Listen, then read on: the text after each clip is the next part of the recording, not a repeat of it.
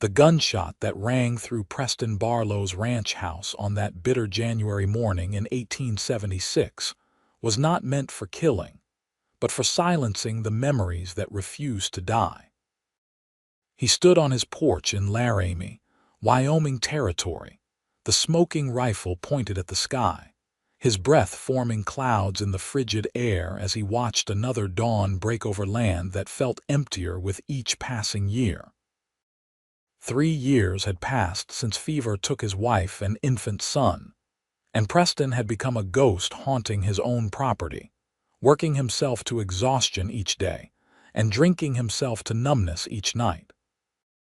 The other ranchers in the area had stopped inviting him to town gatherings, and even his hired hand spoke to him only when absolutely necessary, intimidated by the cold fury that seemed to radiate from him like heat from a branding iron. The sound of hooves and wheels crunching through the frozen ground caught his attention, and Preston squinted toward the main road that cut through his property. A wagon was approaching, moving slowly, and as it drew closer he could make out a woman driving it, wrapped in a heavy woolen cloak. Behind the wagon trotted the most ridiculous creature Preston had ever seen, a small gray donkey with ears that seemed too large for its head and a gait that could only be described as bouncing. The donkey appeared to be following the wagon of its own accord, occasionally stopping to investigate something on the ground before hurrying to catch up. Preston set his rifle against the porch railing and crossed his arms, watching with growing irritation as the wagon turned down the path leading to his house. He had not invited anyone, wanted no visitors, and whatever this woman was selling or preaching, he had no interest in hearing it. The wagon pulled to a stop about 20 feet from the porch, and the woman pushed back her hood to reveal a face framed by dark hair that had escaped from its pins. She appeared to be in her mid-20s, with intelligent eyes that assessed him with the same wariness he felt toward her. "Mr. Barlow," she called out, her voice clear and steady despite the cold. "That would be me," Preston replied, his tone making it clear she was not welcome. "Whatever you are selling, I am not buying." The woman climbed down from the wagon with practiced ease, and the donkey immediately trotted over to her, nudging her shoulder with its nose. She absently patted the animal before turning her full attention to Preston. "I am not selling anything, Mr. Barlow. My name is Catherine Nelson, and I am a midwife. I was told in town that you might have a cabin or outbuilding I could rent. I have just arrived in Laramie and need a place to establish my practice." Preston stared at her, genuinely confused. "You were told wrong. I do not rent out buildings, and I sure as hell do not want a midwife setting up shop on my land." Catherine's jaw tightened slightly, but her voice remained calm. "The gentleman at the general store, Mr. Hutchins, said you had an unused foreman's cabin and might be willing to rent it for a reasonable price. I can pay 3 months in advance." "Hutchins talks too much," Preston growled. He did have an old foreman's cabin on the far edge of his property, unused since his former foreman had retired and moved back east 2 years ago. But the last thing Preston wanted was someone living on his land, especially a woman who would probably try to civilize him or worse, pity him. "The cabin is not available. You should try somewhere else." The donkey, apparently bored with the conversation, wandered toward the porch and began sniffing at Preston's boots. Preston looked down at the creature with disbelief. "What is wrong with this animal?" "Nothing is wrong with Clementine," Catherine said, a hint of defensiveness entering her voice. "She is simply curious and friendly, traits you might consider cultivating yourself." Preston's eyes narrowed. "Your donkey is named Clementine." "Yes, and she has better manners than most people I have met since arriving in Wyoming territory," Catherine replied, moving forward to retrieve the errant donkey. As she did, Her foot caught on a frozen rut in the ground and she stumbled, crying out as she fell forward. Preston moved without thinking, stepping off the porch and catching her before she hit the ground. For a moment they were frozen, his hands gripping her arms, her face inches from his chest. "Thank you," Catherine said quietly, pulling back and straightening her cloak. Her cheeks had flushed, whether from embarrassment or cold Preston could not tell. "I apologize for the intrusion. I will find somewhere else." She began walking back to her wagon, the donkey following obediently, and Preston found himself calling out before he could stop himself. "Wait." Catherine turned, her expression guarded. Preston ran a hand through his hair, frustrated with himself but unable to ignore the fact that she was clearly new to the area and winter in Wyoming was not kind to those unprepared for it. "The cabin needs work. Roof probably leaks, and the stove has not been used in 2 years. I am handy with repairs," Catherine said quickly, hope lighting her features. "And I will not bother you. You will hardly know I am there." Preston doubted that very much, especially with that ridiculous donkey, but he found himself nodding. 3 months' rent, paid in advance. $50. $50, Catherine's eyes widened.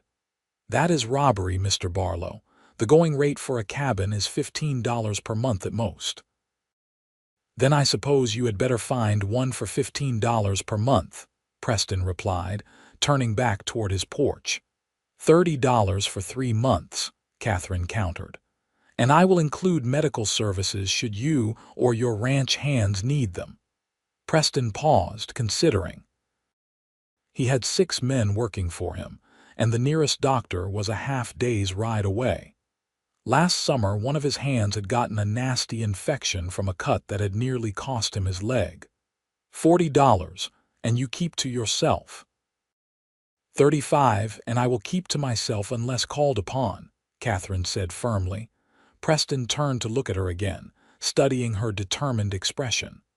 There was steel in this woman, he realized, a strength that reminded him uncomfortably of his late wife. "Fine. $35, 3 months. After that, we discuss renewal or you leave." The smile that broke across Catherine's face was like sunlight through storm clouds, and Preston felt something twist uncomfortably in his chest. He ignored it, stomping back up to his porch to retrieve his rifle. "Cabin is about a half-mile west near the tree line. You cannot miss it. I will ride over later to make sure the chimney is not blocked." "Thank you, Mr. Barlow," Catherine said, climbing back onto her wagon.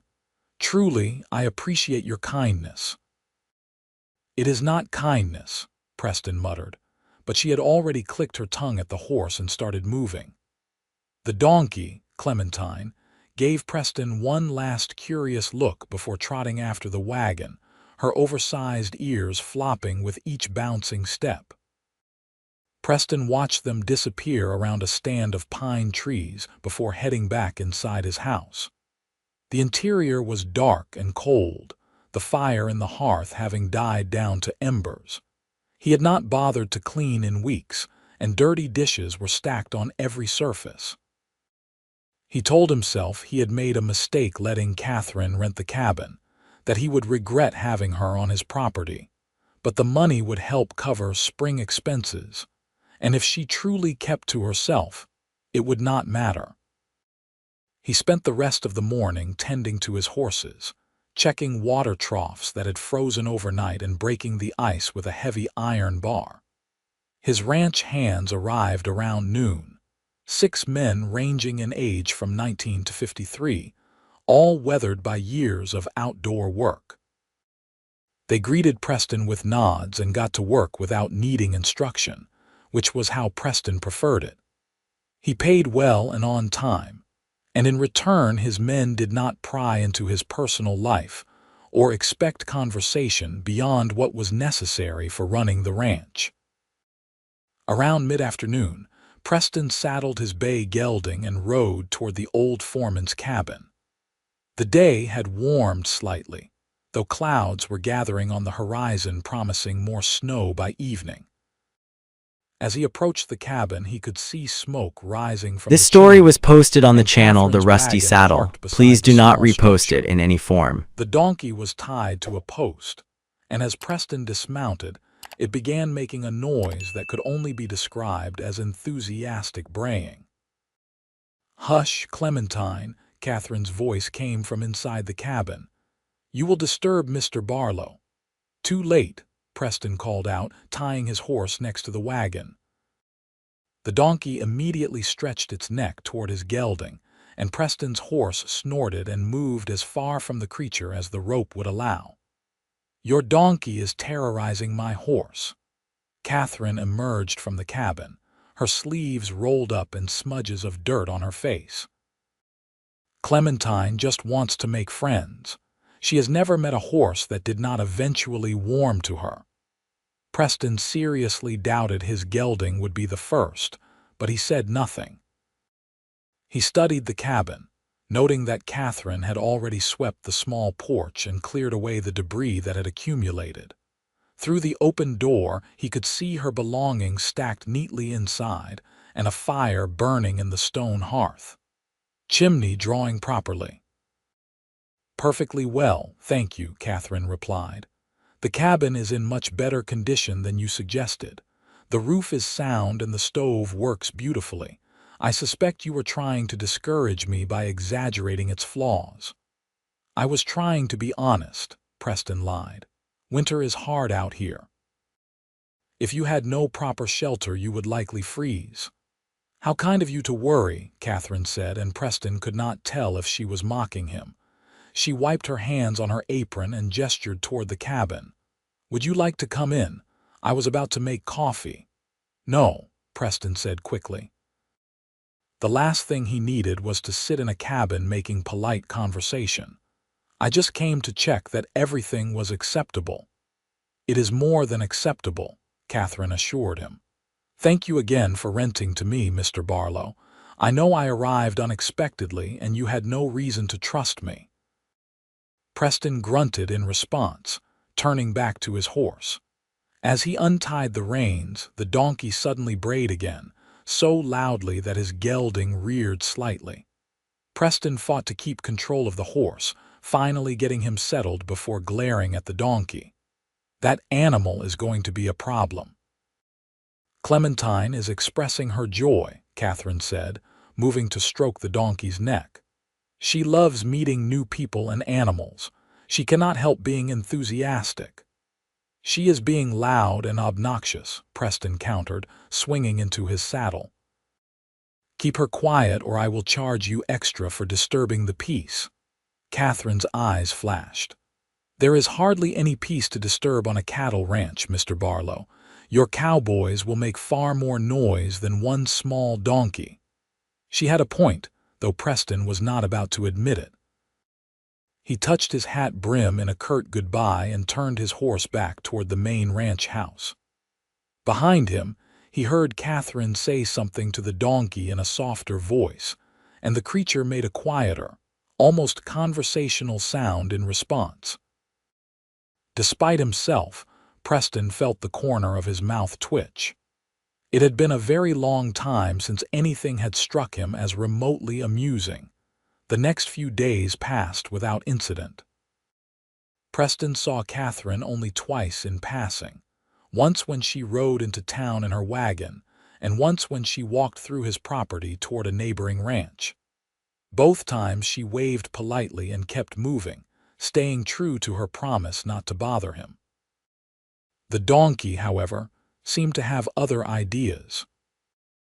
Preston began finding evidence of the creature's wanderings. Hoofprints near his horse barn, a partially eaten apple left on his porch railing, and on one memorable occasion, the donkey itself standing outside his kitchen window at dawn, peering inside with apparent fascination. "That damned donkey is loose again," Preston muttered to himself, pulling on his boots and coat to chase the animal back to Catherine's cabin. But when he stepped outside, Clementine trotted right up to him and pushed her nose against his hand, clearly seeking attention. Preston stood frozen, unsure what to do. He had not petted an animal for affection in 3 years, viewing his horses and cattle as tools of his trade rather than companions. "Go home," Preston said gruffly. The donkey just looked at him with large, soulful eyes. "I am not giving you treats or petting you or whatever it is you want. Go back to your owner." Clementine responded by making a low, rumbling sound and leaning against Preston's leg. To his complete shock, he found his hand moving to rest on the donkey's head, his fingers scratching behind one of those oversized ears. The donkey's eyes half closed in contentment, and Preston felt something crack open inside his chest, some small portion of the wall he had built around his heart. "Mr. Barlow," Catherine's voice carried through the morning air, and Preston jerked his hand away from Clementine as though burned. Catherine was hurrying toward them, her cloak wrapped tightly against the cold. "I am so sorry." She figured out how to work the latch on her pen. "I will fix it immediately." "See that you do," Preston said, his voice harsher than he intended because he was embarrassed at being caught petting the creature. "I cannot have a donkey wandering around disturbing my horses and men." "Of course," Catherine said, reaching for Clementine's halter. The donkey, however, had other plans and dodged away, trotting in a circle around Preston as though playing a game. Catherine lunged for her and missed, nearly losing her balance. Preston reached out instinctively to steady her, and they stood there awkwardly, his hand on her arm while the donkey continued her celebration. "She thinks this is great fun," Catherine said with a sigh. "She has always been mischievous, but usually better behaved than this." "Maybe she is not getting enough exercise," Preston found himself saying. "Donkeys need work, same as horses. If she is bored, she will make trouble." Catherine looked up at him with surprise. "Do you know much about donkeys, Mr. Barlow?" "Some," Preston admitted. "My father kept 2 of them when I was young. Used them for packing supplies into the mountains. They are smart animals, smarter than most horses, which means they need mental stimulation or they get into mischief. I have been so busy settling in that I have not taken her on proper walks," Catherine said, watching as Clementine finally tired of her game and stood still, looking pleased with herself. "Perhaps I should establish a routine for her." Preston was about to agree when he heard himself say something that shocked him to his core. "I could use help checking fence lines on the western pasture. Ground is too rough for a wagon but good for riding or walking. If you wanted to bring the donkey along, she could carry tools and supplies." Catherine's face lit up. "That would be wonderful. When were you planning to do this?" "Tomorrow morning, if the weather holds," Preston said, already regretting his offer but unable to take it back without seeming cruel. "Be ready at dawn." "We will be ready," Catherine promised, finally managing to grab Clementine's halter. "Thank you, Mr. Barlow. This is very kind of you." Preston did not feel kind. He felt confused and frustrated and oddly uncertain, emotions he had not experienced in years. He had carefully constructed a life of routine and isolation, and this woman with her ridiculous donkey was disrupting it in ways he did not understand. He watched Catherine lead Clementine back toward the cabin, the donkey's ears swiveling as she took in everything around her, and Preston felt that crack in his heart widen just a little more. The next morning dawned clear and cold, the kind of day where breath froze in the air and every sound carried for miles. Preston saddled his gelding and packed saddlebags with fence wire, pliers, and other tools he would need. He told himself he was only allowing Catherine and her donkey to come along because the animal needed exercise, not because part of him was curious about the woman who seemed completely unafraid of his harsh demeanor. Catherine arrived exactly at dawn, dressed in practical riding clothes with heavy gloves and a warm hat. Clementine was fitted with a small pack saddle loaded with additional supplies, and the donkey seemed excited about the adventure ahead, prancing in place until Catherine told her This firmly story to was settle posted on the down. channel The Rusty She Saddle. knows we are Please going do not somewhere, repost it in any Catherine form. explained, swinging into her own saddle. Preston had not realized she had a horse, a pretty chestnut mare that stood calmly despite Clementine's antics. She loves exploring new places. They set out across Preston's ranch, riding in silence for the first mile. The land was beautiful in the winter light, rolling hills covered in brown grass and patches of snow, with the Medicine Bow Mountains rising in the distance. Preston had stopped noticing the beauty years ago, viewing the land only in terms of its utility. Where cattle could graze, where water could be found, where shelter from storms existed. But riding beside Catherine, he found himself seeing it through fresh eyes. "This is magnificent country," Catherine said softly, her breath pluming in the cold air. "I grew up in Pennsylvania, and while it was pretty enough, there is something about the vastness here that takes my breath away." "It can also take your life if you are not careful," Preston replied. "Winter storms come out of nowhere.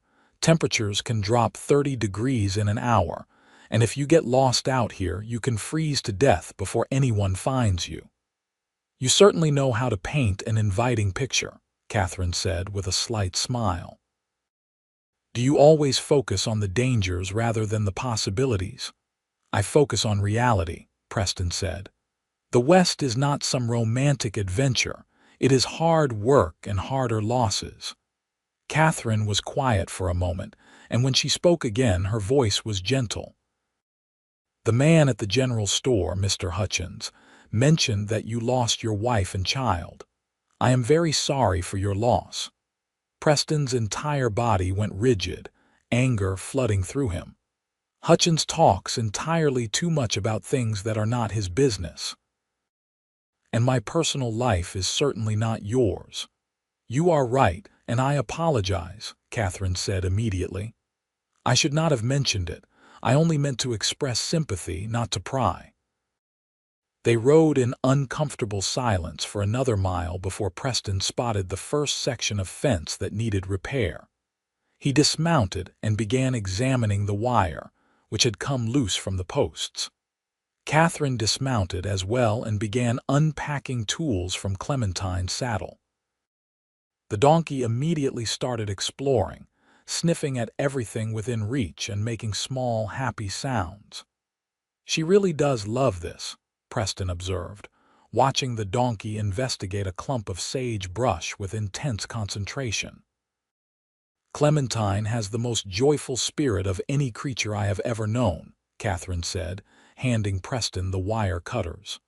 "No matter what happens, she finds something to be happy about. I sometimes wish I had even a fraction of her disposition."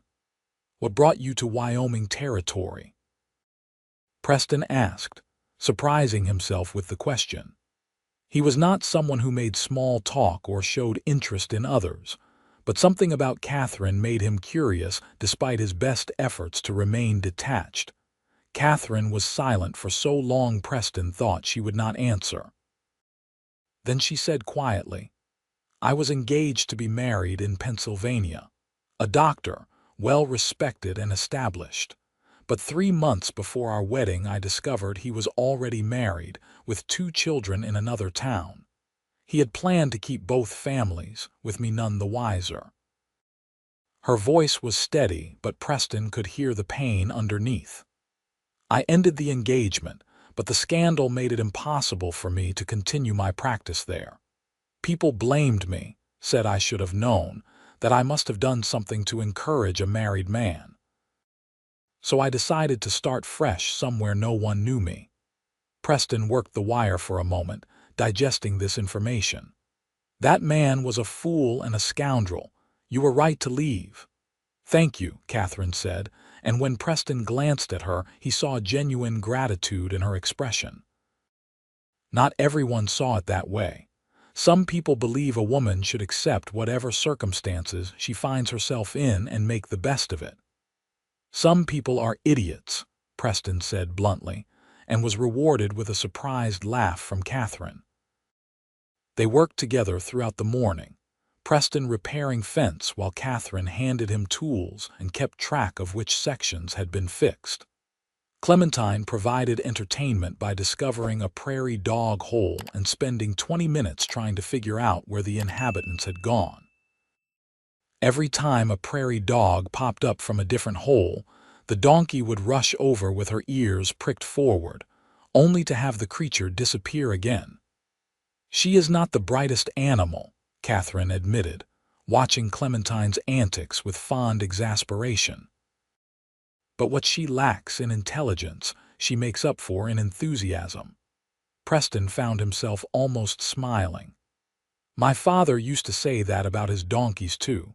Said they were too dumb to know when to quit, which made them the most reliable pack animals he ever owned. They would keep going long after a horse gave up." "Tell me about your father," Catherine said, sitting on a rock to eat the lunch she had packed. She offered Preston a sandwich and he took it, surprised to find himself hungry. "Not much to tell," Preston said between bites. "He was a trapper and guide, spent most of his life in the mountains. He taught me to track, to survive in the wilderness, to read weather and land. He died when I was 17, caught in an avalanche in the Rockies." "And your mother died giving birth to me," Preston said flatly. "Father never remarried. He said she was the only woman he would ever love, and after she died, he poured all his energy into his work and into raising me." Catherine was quiet, and Preston felt compelled to continue. "I swore I would never be like him, never love anyone so much that losing them would destroy me. But then I met Sarah, my wife, and I thought I could have it all.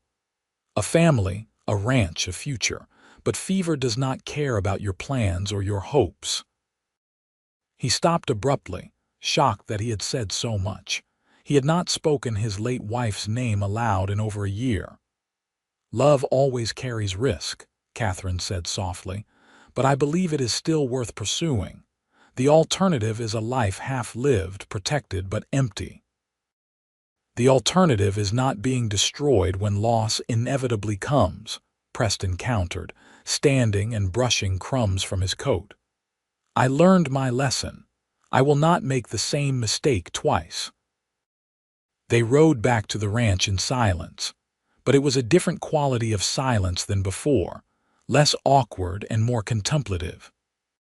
When they reached the barn, Preston helped Catherine unload Clementine's pack saddle and was surprised when the donkey turned and nuzzled his chest before following Catherine back toward the cabin.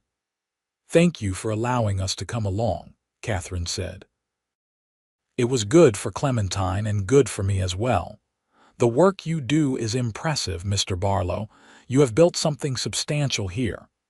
"It is just a ranch," Preston said, uncomfortable with the praise. "It is more than that," Catherine insisted. "It is a legacy, a mark you are leaving on this land. That matters." Preston watched her ride away, leading Clementine on a rope, and felt confused by the emotions swirling inside him. He had enjoyed the day, had enjoyed Catherine's company and even the donkey's antics, and that enjoyment felt like a betrayal of Sarah's memory. He had promised himself he would never let anyone close again, but Catherine was slipping past his defenses without even seeming to try. Over the next weeks, an unexpected pattern developed. Clementine continued to escape from her pen with impressive regularity despite Catherine's efforts to secure it, and she always made her way to Preston's house. At first, Preston would simply walk the donkey back to Catherine's cabin, but increasingly he found himself lingering to talk with Catherine about ranch business, weather predictions, or sometimes nothing important at all. Catherine began bringing baked goods when she returned Clementine, apologizing for the inconvenience, though they both knew the donkey's escapes were becoming something neither of them minded. One particularly cold February morning, Preston woke to find Clementine had somehow gotten into his horse barn and was contentedly munching hay next to his gelding.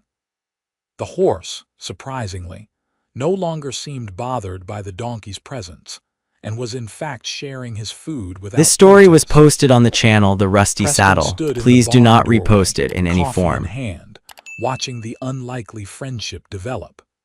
"She has that effect on everyone eventually," Catherine's voice came from behind him, and Preston turned to find her approaching with a halter and rope. "I am truly sorry, Mr. Barlow. I reinforced the pen with extra wire, but she is remarkably clever at working latches. Call me Preston," he heard himself say. "If we are going to be neighbors for a while, we should dispense with formalities." Catherine's smile was warm. "Then you should call me Catherine, though my friends call me Kate." "Kate." Preston tested the name and found he liked how it sounded. "I was thinking, if Clementine is going to keep escaping anyway, perhaps we should build her a proper paddock near the barn.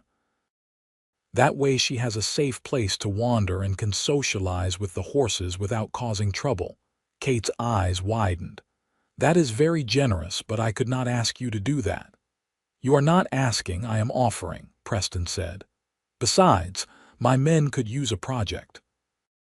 We are between seasons and they are getting restless. Building a paddock will give them something to do." "Then yes, thank you," Kate said, "though I insist on contributing to the cost of materials." "Not necessary," Preston replied. "Consider it part of your rental agreement." "A donkey paddock clause." Kate laughed, and the sound did something strange to Preston's heart. He realized he had been trying to make her laugh, had wanted to see that brightness in her face. The realization troubled him deeply. True to his word, Preston set his men to building a paddock adjacent to the horse barn. The work took 3 days, and Kate came by each afternoon to watch the progress and bring fresh bread or stew for the workers. Preston's ranch hands, who had been wary of Kate at first, quickly warmed to her friendly nature and were soon joking and laughing as they worked.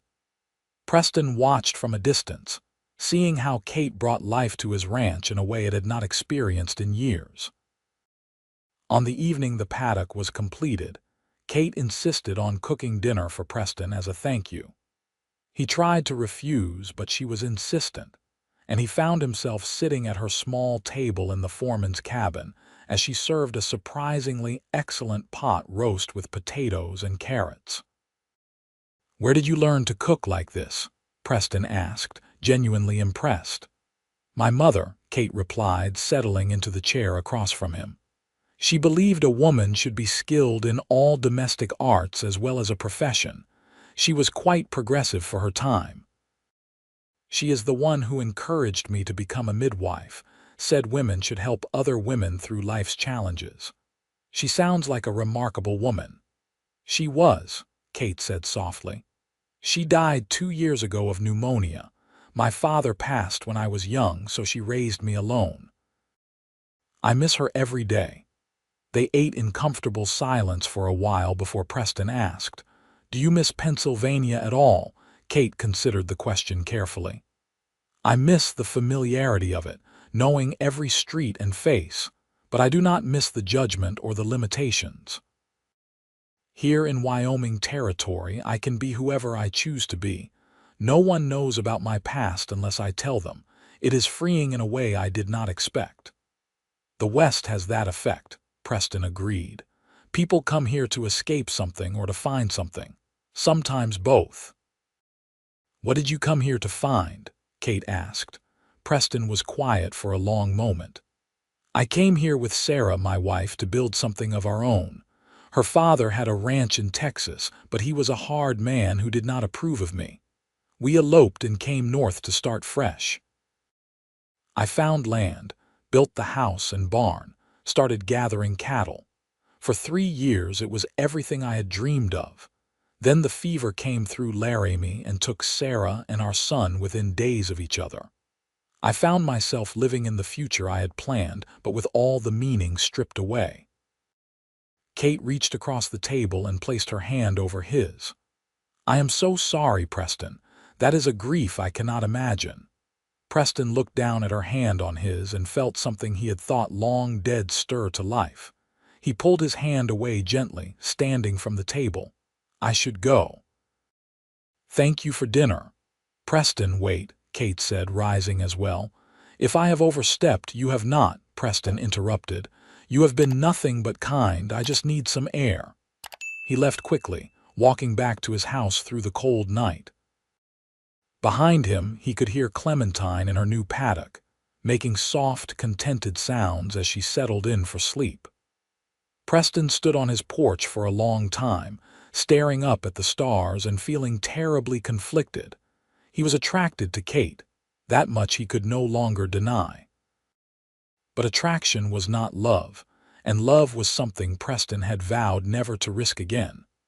Yet the more time he spent with Kate, the more that vow felt like a prison rather than protection. She made him laugh, made him think, made him feel alive in ways he had forgotten were possible. And that donkey, ridiculous as the creature was, had somehow worked its way into his heart as well. Preston went inside and poured himself a drink, but for the first time in months, he did not finish the bottle. He sat in his chair by the dying fire and thought about what his father had said after Preston's mother died.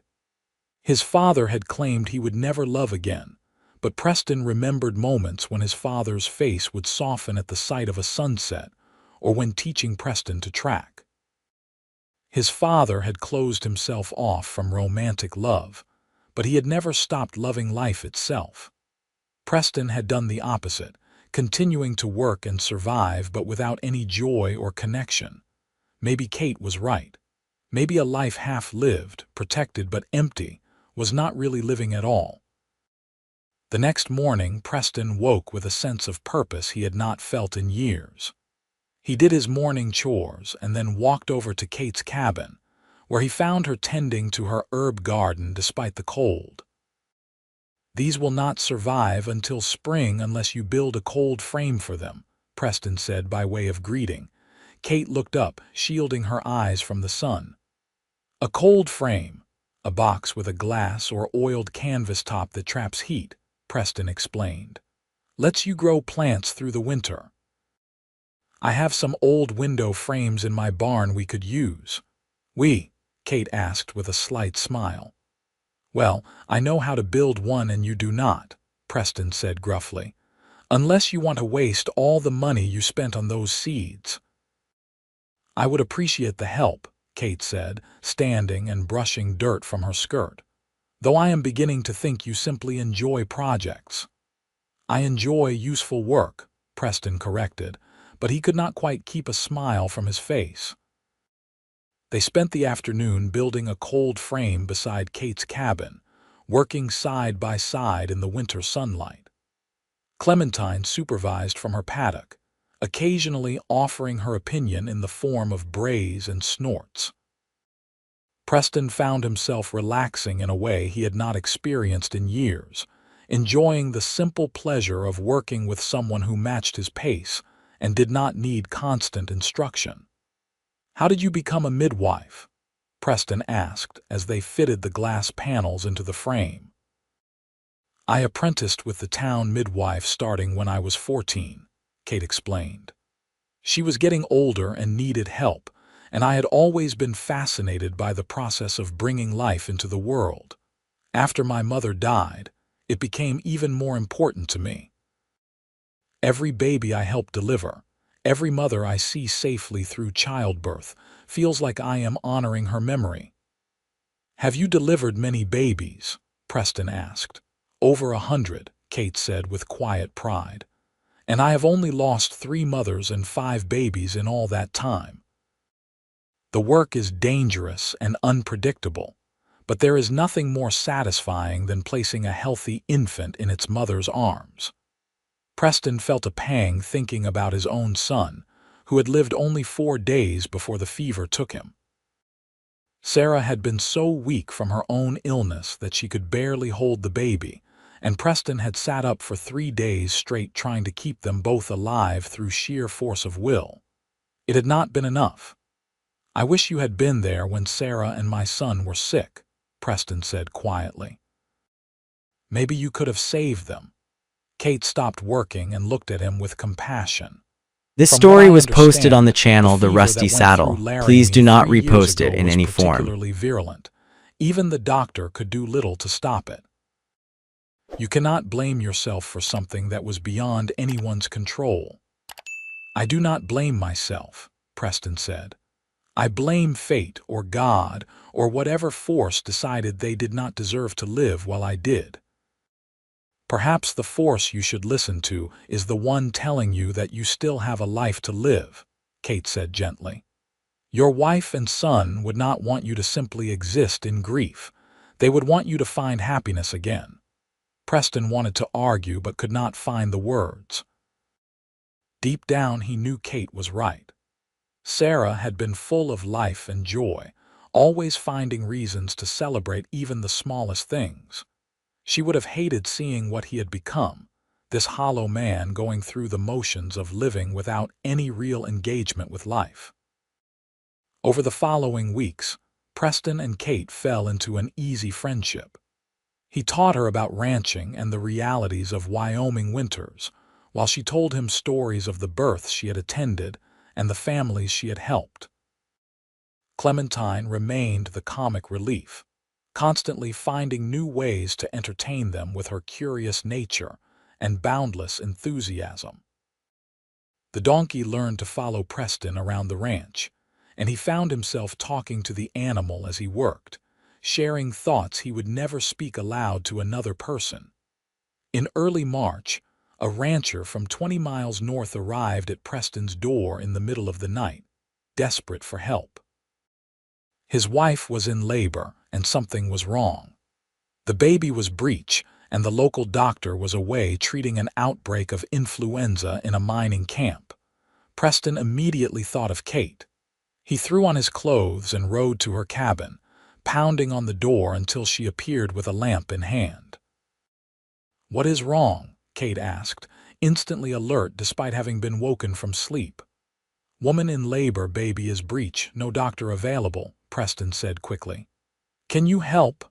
"Of course," Kate said without hesitation. "Give me 5 minutes to get my supplies." She disappeared inside and emerged with a large leather bag and her heavy cloak. Preston helped her onto his horse, and they rode through the night toward the neighboring ranch. Behind them, Clementine brayed in protest at being left behind, but there was no time to deal with the donkey.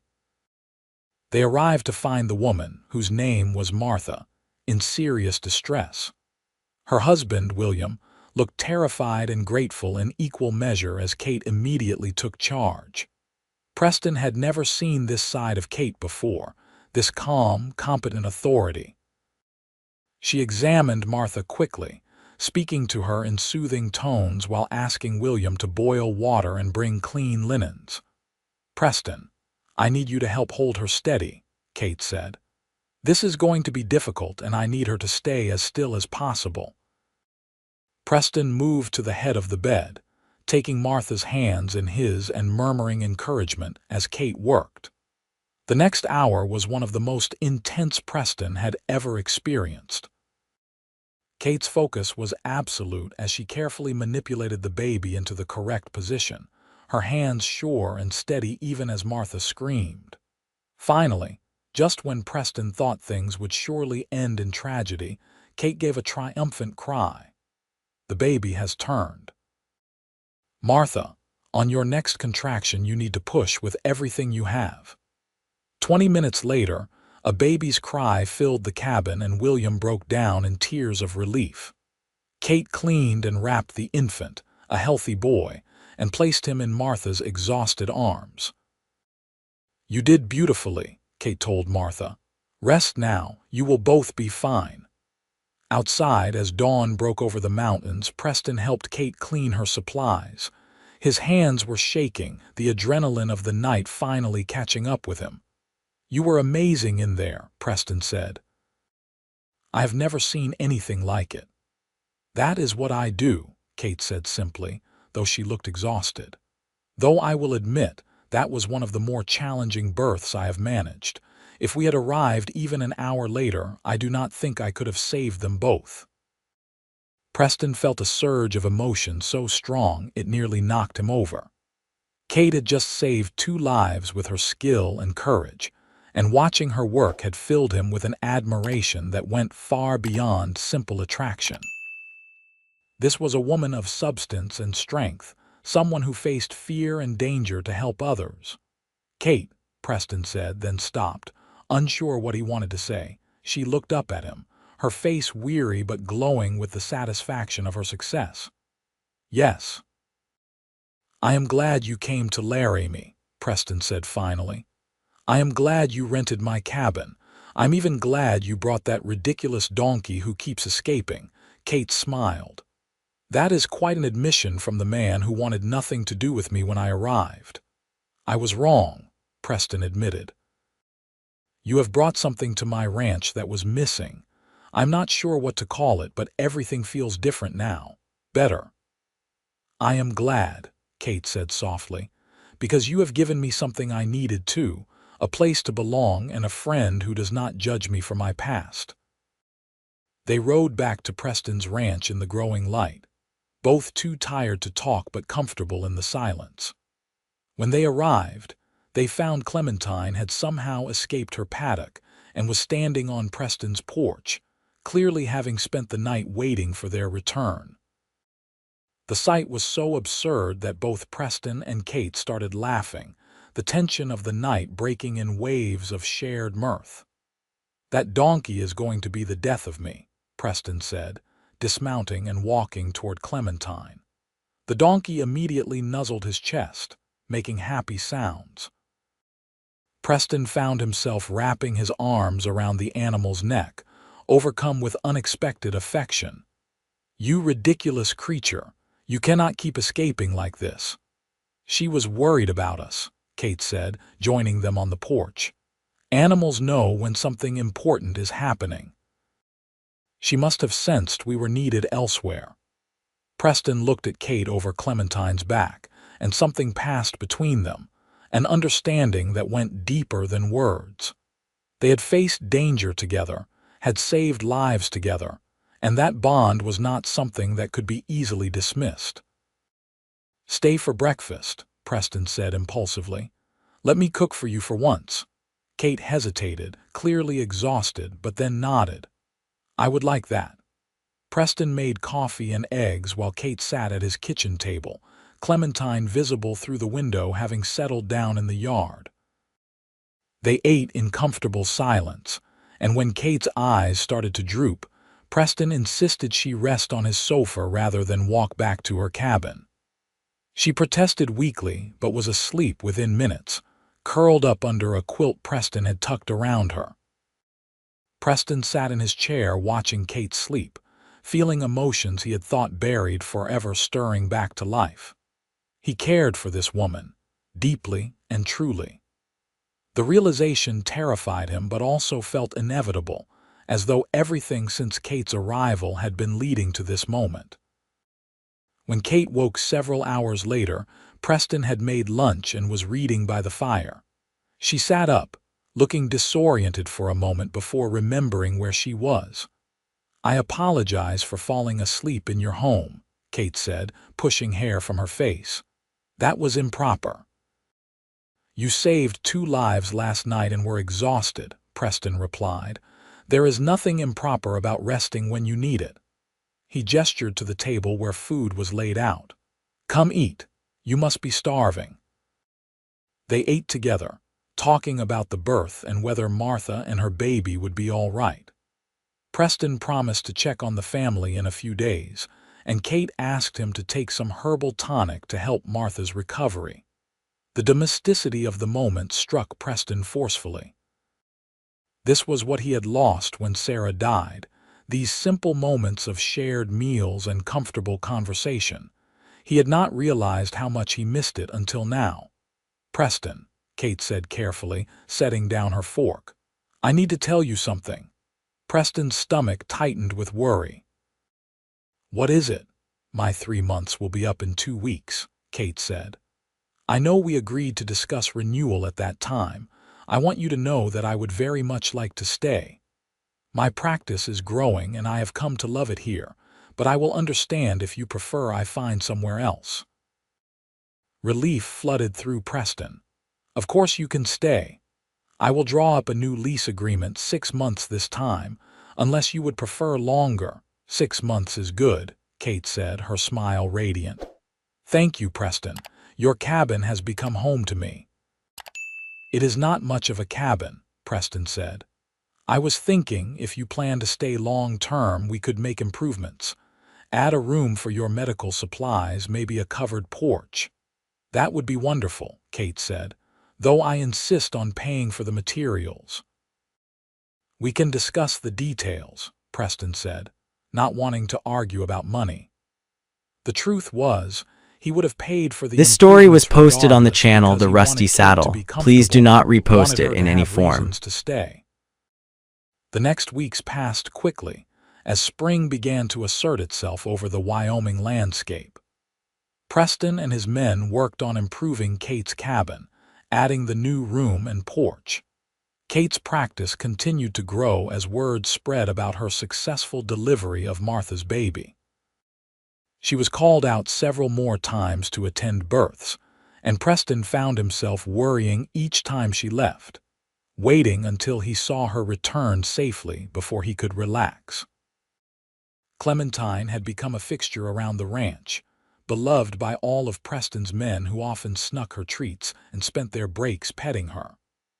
The donkey had fulfilled Kate's prediction, winning over every horse in the barn until they accepted her as part of the herd. Even Preston's gelding, initially so opposed to the donkey, now sought out her company and would nicker whenever Clementine approached. One evening in late April, Preston invited Kate to dinner at his house. He had spent the entire day cleaning, something he had not bothered with in years, and had even picked wildflowers to put on the table. His hands were actually shaking as he prepared the meal, a roasted chicken with vegetables. He told himself this was just a friendly dinner between neighbors, but he knew he was lying. This was a courtship dinner, though he had not yet admitted that to Kate. Kate arrived dressed in a blue dress Preston had never seen before, her hair arranged in a softer style than her usual practical bun. She looked beautiful, and Preston felt his breath catch when he opened the door. "You look lovely," Preston said, then felt his face heat. He had not given a woman a compliment in years and felt suddenly clumsy. "Thank you," Kate said, her own cheeks flushing. "Your home looks wonderful." "Have you been cleaning some?" Preston admitted. "I figured it was time I stopped living like a hermit." Dinner was surprisingly easy, their conversation flowing naturally as they talked about the ranch, Kate's practice, and plans for the summer. After they had eaten, Preston poured them each a small glass of whiskey and they moved to the porch to watch the sunset. "I need to tell you something," Preston said, his heart pounding. He had rehearsed this speech all day, but now the words felt inadequate. "When you first arrived, I did not want you here. I had built my life around being alone, around not caring about anyone or anything beyond basic survival. You and that donkey disrupted everything, and I resented it." Kate was quiet, her expression unreadable in the fading light. Preston continued, forcing himself to be honest. "But somewhere along the way, my resentment turned into something else. I started looking forward to Clementine's escapes because they meant I would see you. I started finding excuses to visit your cabin or invite you to help with ranch work. I have not felt this way since Sarah died, and it terrifies me." "What way?" Kate asked softly. "Like I care what happens to you," Preston said. "Like the thought of you leaving makes my chest tight, like I want to know everything about you, to hear your laugh, to see your smile. Like I am falling in love with you, even though I swore I would never let myself love anyone again." The words hung in the air between them, and Preston held his breath waiting for Kate's response. She set down her glass and turned to face him fully. "Preston," she said, her voice trembling slightly. "I came to Wyoming territory to escape a man who betrayed me, determined never to trust my heart to anyone again. But you have shown me that not all men are like my former fiancé. You are honorable and kind, even when you try to hide it behind gruffness.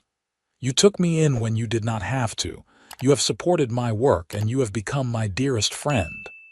"But," Preston said, hearing the hesitation in her voice. "But I am afraid too," Kate admitted. "Afraid of being hurt again, afraid of making another mistake. My judgment was so wrong before. How can I trust it now?" Preston reached out and took her hand, marveling at how small it felt in his calloused palm. "I cannot promise I will never hurt you because I am human and flawed. But I can promise I will never lie to you or betray your trust. I can promise that if you give me your heart, I will guard it as carefully as I guard my own." Kate's eyes filled with tears. "I think I am already in love with you," she whispered. "I have been fighting it for weeks, telling myself it was too soon, too fast, too risky. But watching you with Clementine, seeing how you have opened yourself up to caring again, working beside you and laughing with you, I cannot deny it anymore." Preston pulled Kate into his arms, holding her close as relief and joy washed over him. "I do not want to rush you into anything. We can take whatever time you need." Kate pulled back to look up at him. "I do not want to wait. I have already wasted too much time being afraid. Kiss me, Preston." Preston lowered his mouth to hers, and the kiss was everything he had not let himself hope for. Tender and passionate, familiar and new all at once. When they finally broke apart, both were breathless. "I am still scared," Kate admitted, resting her head against his chest. "So am I," Preston said, stroking her hair. "But maybe being scared together is better than being safe and alone." They stood on the porch holding each other as stars began to appear overhead, and from the paddock came the sound of Clementine's contented braying. Preston smiled against Kate's hair, thinking that ridiculous donkey had changed his life in ways he never could have imagined. The following weeks were a revelation for Preston. He had forgotten what it felt like to court a woman, to anticipate seeing her, to think about ways to make her smile. He and Kate spent every possible moment together, riding across the ranch, sharing meals, sitting on his porch talking late into the night. Preston's ranch hands noticed the change in their boss and started grinning whenever Kate visited, clearly pleased to see Preston happy again.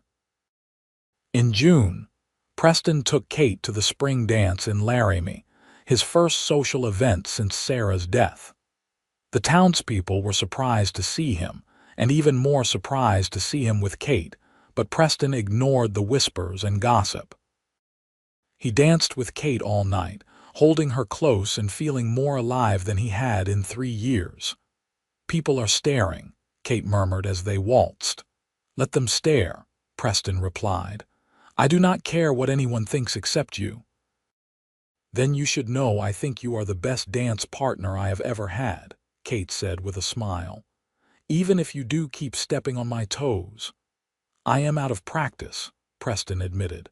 "Sarah and I used to dance in the kitchen sometimes, but I have not danced since she died." "She would be happy for you," Kate said gently. "Happy that you found your way back to living." Preston pulled Kate closer. "I think she would have liked you. You are both strong women who do not back down from challenges." That night, as Preston drove Kate back to the ranch in his wagon, he found himself thinking about the future for the first time in years. He wanted to marry Kate, wanted to build a life with her, but he worried it was too soon. They had known each other only 5 months, though it felt like longer. He decided to wait, to give them more time to be certain, but fate had other plans. In July, a telegram arrived from Kate's aunt in Pennsylvania. Kate's childhood home had been sold, and there were belongings Kate needed to either claim or have auctioned off. The trip would take at least 6 weeks, possibly longer. "I do not want to go," Kate told Preston as they sat in his kitchen discussing the situation. "But there are things of my mother's I cannot bear to lose, her recipes, her jewelry, photographs. If I do not go retrieve them, they will be lost forever." "Then you have to go," Preston said, even though the thought of Kate being gone for 6 weeks made him miserable. "But I want you to come back. This story Promise was me you will posted come on the back." channel The Rusty "Of course I will Saddle. come Please back," do not Kate repost said, it in taking any his form. hands.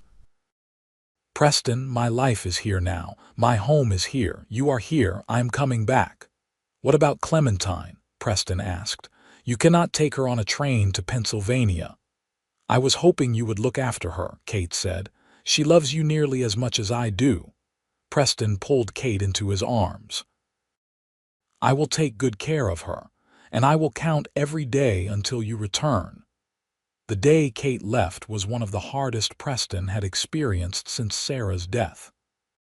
He drove her into Laramie to catch the eastbound train, and they stood on the platform holding each other until the conductor called for final boarding. 6 weeks, Kate said, tears streaming down her face. "I will be back in 6 weeks."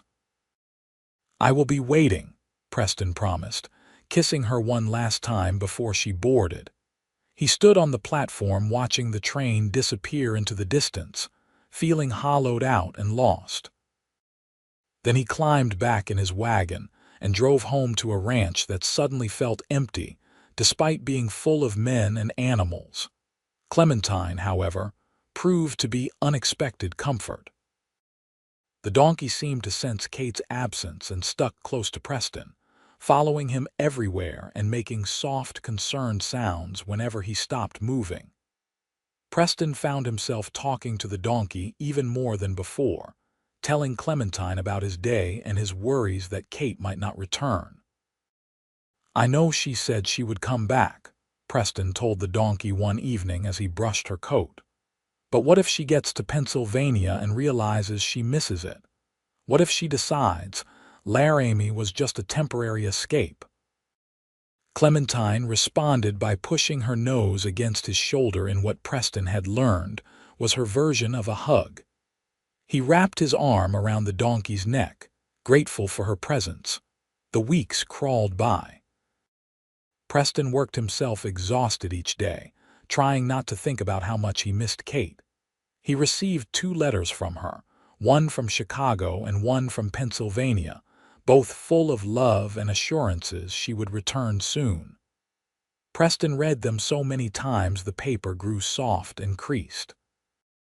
In the 3rd week of Kate's absence, Martha and William, the couple whose baby Kate had delivered, came to visit. They brought their healthy son and a basket of food, thanking Preston again for bringing Kate to help them. "She saved both their lives," William said, looking at his wife and baby with clear adoration. "We have named him Peter after you, Mr. Barlow." Preston was touched and surprised. "You did not have to do that. We wanted to," Martha said. "You and Miss Nelson are both heroes to us." "When is she returning?" "I was hoping she could check on Peter." "Soon," Preston said, hoping it was true. "She should be back within 3 weeks." But 3 weeks passed with no sign of Kate. Preston received a telegram saying she was delayed, that settling her mother's estate was taking longer than expected, but she would return as soon as possible. Preston tried not to panic, tried to trust that Kate would keep her word, but doubt gnawed at him. What if she does not come back? Preston asked Clementine as they stood at the fence one evening watching the sunset. "What if I open my heart again just to have it broken?" Clementine brayed, long and loud, as if scolding him for his lack of faith. Preston smiled despite himself. "You are right. Kate said she would return, and she keeps her promises. I just have to be patient." 2 days later, Preston was working in the barn when he heard one of his ranch hands shouting. He ran outside to see a wagon approaching down the main road, and his heart leaped when he recognized the driver. Kate was home. Preston ran toward the wagon, not caring that his men were watching or that he was covered in dirt and sweat. Kate jumped down before the wagon had fully stopped, and they met in a fierce embrace, holding each other as though they would never let go. "You came back," Preston said, his voice rough with emotion. "I promised I would," Kate replied, pulling back to look at him. "Did you doubt me?" "Every single day," Preston admitted, "but I tried to have faith." "Good," Kate said, reaching up to cup his face. "Because I have something important to tell you. When I was in Pennsylvania, I saw my old life clearly for the first time. The people who judged me, the limitations on what I could do and be, the suffocating propriety that governed everything. And I realized that Wyoming territory has given me something invaluable: freedom. The freedom to be myself, to practice my profession without being constantly questioned, to make my own choices." "I am glad," Preston said, not quite understanding where she was going with this. Kate smiled. "What I am trying to say, and doing poorly, is that I do not want to be just your neighbor anymore, Preston. I do not want to live in that cabin and see you only when we plan it. I want to be your wife, your partner, your equal in building this ranch and this life." Preston stared at her, hardly daring to believe what he was hearing. "Are you asking me to marry you?" "I suppose I am," Kate said with a nervous laugh. "Unless you would prefer to do the asking." Preston dropped to one knee right there in the dirt, taking Kate's hand. "Catherine Nelson, will you marry me? Will you share my home and my life, put up with my moods and my mistakes, help me be a better man than I ever thought I could be?" "Yes," Kate said, tears streaming down her face. "Yes, I will marry you." Behind them, Preston's ranch hands started cheering and Clementine began braying with what could only be described as joy. Preston stood and pulled Kate into a kiss, not caring that they had an audience, caring only that the woman he loved had come back to him and agreed to be his wife. They were married 2 weeks later in a simple ceremony in Laramie, with half the town in attendance. Preston wore his best suit, and Kate wore a cream-colored dress she had brought back from Pennsylvania. Clementine was given a place of honor in the front row, adorned with ribbons and flowers, and only brayed once during the ceremony. Preston's ranch hands threw them a celebration back at the ranch, with music and dancing and enough food to feed an army. As Preston waltzed with his new wife under the stars, he felt complete in a way he had not since Sarah's death. He would always carry the grief of losing his first family, but Kate had shown him that hearts can expand to hold both sorrow and joy, both memory and hope. "What are you thinking about?" Kate asked, resting her head on his shoulder as they danced. "How that ridiculous donkey changed my life," Preston admitted. "If Clementine had not kept escaping, I might never have spent time with you. I might never have let myself fall in love again." Kate laughed. "Then we owe Clementine a debt of gratitude. Perhaps we should give her extra treats." "She already gets extra treats from every ranch hand on the property," Preston said. "That donkey is spoiled rotten." "And loved by everyone," Kate added, "just like she deserves." Preston pulled Kate closer. "Just like you deserve to be loved. I promise I will spend every day showing you how much you mean to me." "And I promise to fill your life with as much laughter and joy as Clementine filled your ranch," Kate replied. "We are going to be very happy, Preston Barlow." "I believe we already are," Preston said, and as he kissed his wife, he knew it was true. The first year of their marriage was an adventure of adjustment and discovery. Kate moved into Preston's house and immediately began making changes, adding curtains and flowers and warmth to rooms that had been cold and sparse for years. Preston discovered he loved coming home to a house full of life, to Kate's medical texts stacked on tables, and her herbs drying by the fireplace. Kate's midwifery practice flourished, and Preston found himself becoming involved despite his initial reluctance. He would drive her to remote ranches when babies were due, wait outside while she worked, and carry her supplies when she was too tired.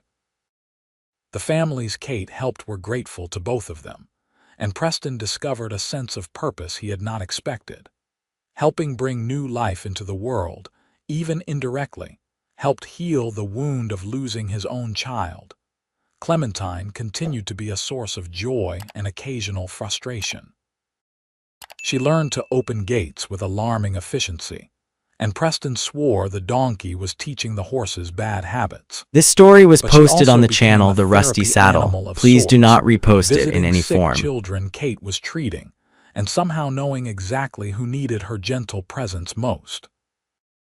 In the spring of 1877, Kate told Preston she was pregnant. He felt terror and joy in equal measure, memories of losing Sarah and their infant son flooding back.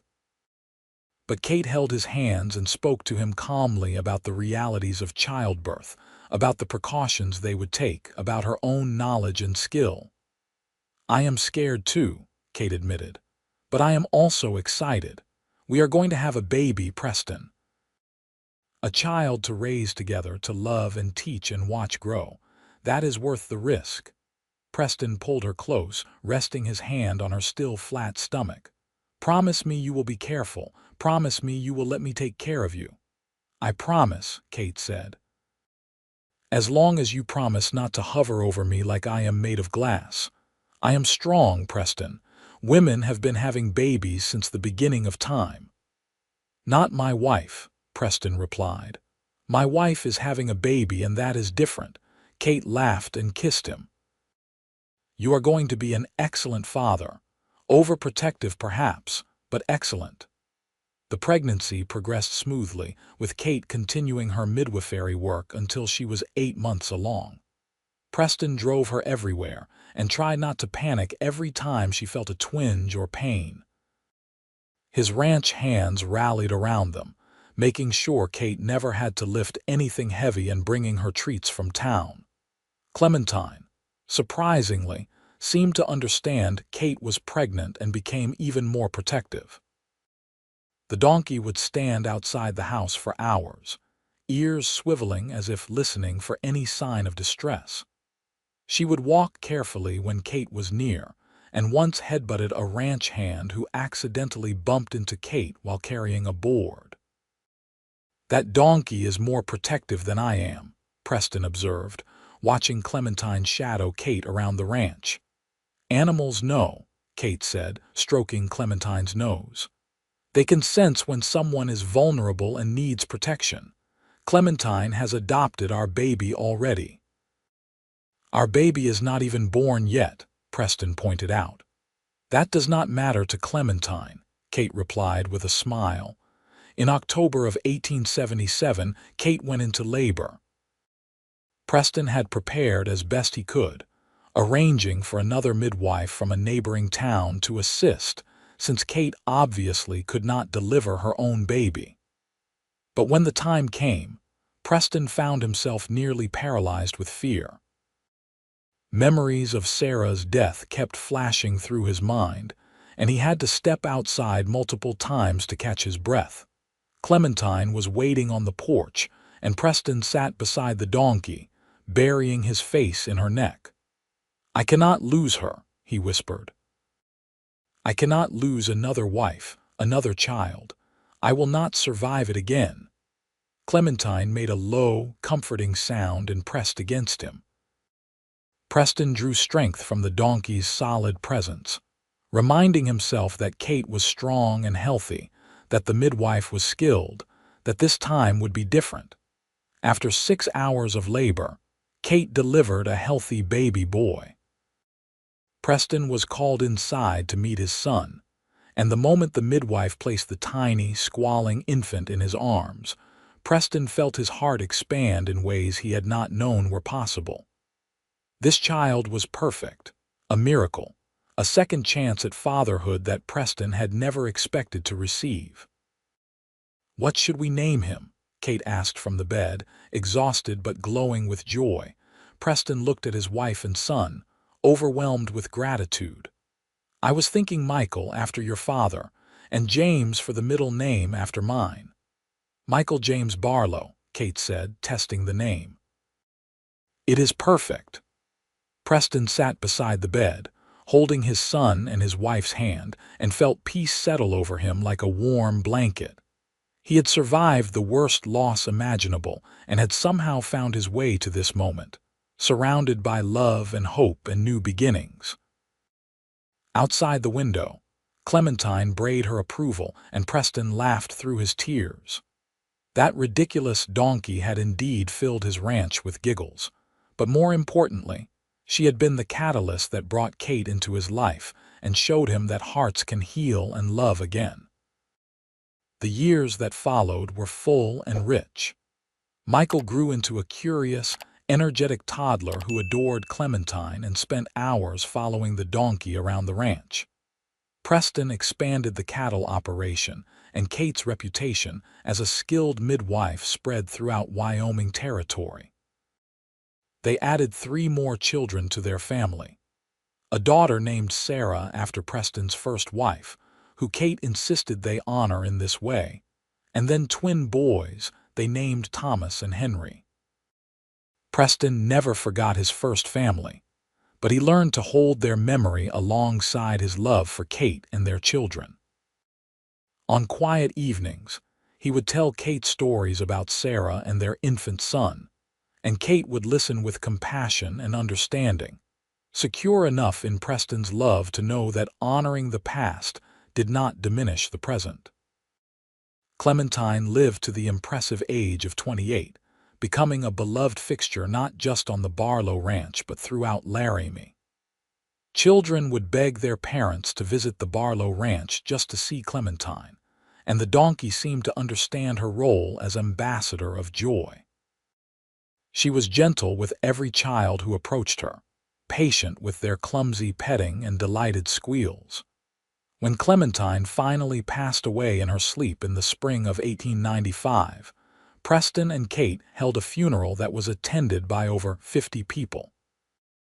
They buried the donkey on a hill overlooking the ranch, with a marker that read, "Clementine, beloved friend and bringer of joy. She taught us that sometimes the smallest hearts carry the biggest gifts." "I never thought I would cry over a donkey," Preston admitted to Kate as they stood by the grave. They were both older now, Preston's hair silver and Kate's dark hair streaked with gray, but their love had only deepened with time. "Clementine was never just a donkey," Kate replied, taking his hand. "She was the bridge that brought us together. She taught you to open your heart again." "She taught me to laugh again," Preston corrected, "to find joy in small things, to stop taking life so seriously." Their children, now ranging from 18 to 10 years old, gathered around them on the hill. Michael, the oldest, put his arm around his father's shoulders. "Should we say something?" Michael asked. Preston cleared his throat, emotions making his voice rough. "Clementine came into my life when I had forgotten how to live. She was persistent and ridiculous, and absolutely determined to make me care about something beyond work and grief.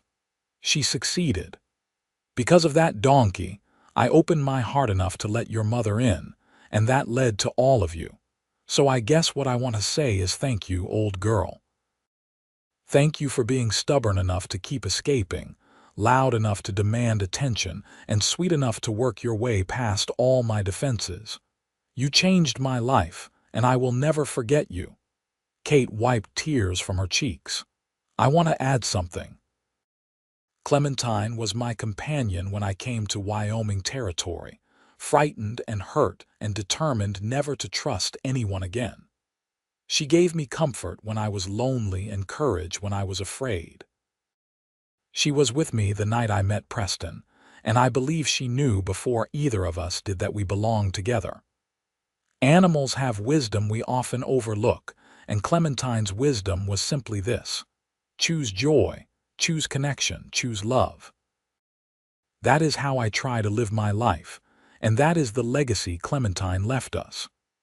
They stood together as a family, watching the sun set over the ranch that had been witness to so much loss and so much love. Preston felt Kate lean against him and wrapped his arm around her, grateful for every moment they had shared, every challenge they had faced together, every laugh and tear and ordinary day that had made up their life. "I love you," Preston murmured into Kate's hair. "I love you too," Kate replied. "Always." As they walked back down the hill toward the ranch house, now expanded and improved over the years, Preston thought about the journey that had brought him here. From a broken man hiding from life to a husband and father surrounded by love. This story was posted It on the all channel The started with a Rusty gunshot Saddle. fired Please at do the not sky repost it in any frustration, form. and ended with a family, a legacy, and a heart that had learned to hold both sorrow and joy without being overwhelmed by either. The ranch continued to thrive under Preston's management, and eventually Michael's as the oldest son learned the business. Kate continued her midwifery work until she was 60, delivering hundreds of babies over her career and training 3 younger women to carry on after her. She became known throughout Wyoming as one of the most skilled midwives in the territory, and when Wyoming became a state in 1890, Kate was honored for her contributions to the health and welfare of frontier families. Preston and Kate grew old together on the ranch they had built, watching their children grow and marry and have children of their own. They never got another donkey to replace Clementine, both agreeing that she was irreplaceable. But they always had a special fondness for donkeys, and their grandchildren were told stories about the remarkable animal who had brought their grandparents together. On their 30th wedding anniversary in 1906, Preston took Kate back to the hill where Clementine was buried. They were both in their late 60s now, slower and grayer but still strong. Preston had brought a picnic, and they sat together looking out over the ranch, counting cattle and horses and remembering all the years that had passed. "You ever regret coming to Wyoming territory?" Preston asked, pouring Kate a glass of wine. Kate looked at him with surprise. "Never, not for a single moment. This is where I was meant to be. You are who I was meant to find." "Even though it was hard sometimes," Preston pressed. "The winters, the isolation, the dangers of frontier life." "Especially because it was hard sometimes," Kate replied firmly. "Easy lives make weak people. The challenges we faced together made us stronger, made our love deeper. I would not change anything about our journey." Preston took her hand, marveling at how well it still fit in his. "I spent 3 years thinking my life was over when Sarah died. I was just going through the motions, waiting for death without even realizing it. Then you arrived with that ridiculous donkey and forced me back into the world of the living. You gave me a second chance at everything. Love, fatherhood, happiness. I will never be able to thank you enough for that." "You thank me every day," Kate said, leaning her head on his shoulder. "By being a wonderful husband and father, by building this life with me, by choosing love over fear. That is all the thanks I need." They sat in comfortable silence, watching clouds drift across the sky and listening to the sounds of the ranch below them. Preston thought about the circle of life, about beginnings and endings and everything in between. He thought about Clementine's simple wisdom that Kate had identified years ago. Choose joy, choose connection, choose love. "I choose you," Preston said suddenly. "Every day for the rest of my life I choose you." Kate turned to kiss him, and at 67 years old, Preston felt the same surge of love he had felt when Kate first agreed to marry him. Some things, he realized, only get better with time. Preston Barlow lived to be 83 years old, spending his final years surrounded by children, grandchildren, and eventually great-grandchildren. Kate was beside him until the end, holding his hand as he slipped away peacefully in his sleep. His last words to her were simple but profound. "Thank you for teaching me to live again." Kate lived another 5 years after Preston's death, continuing to be involved in her children's lives and the Laramie community. She spent her final years writing down the stories of the births she had attended, creating a valuable historical record of frontier medicine. She also wrote extensively about her life with Preston, wanting their love story preserved for future generations. When Kate died at 88, she was buried beside Preston on the hill next to Clementine. The marker placed over her grave read, "Catherine Nelson Barlow, beloved wife, mother, grandmother, and healer. She brought light into dark places and taught others to choose joy." The ranch remained in the Barlow family for generations, each new owner adding their own chapter to its history.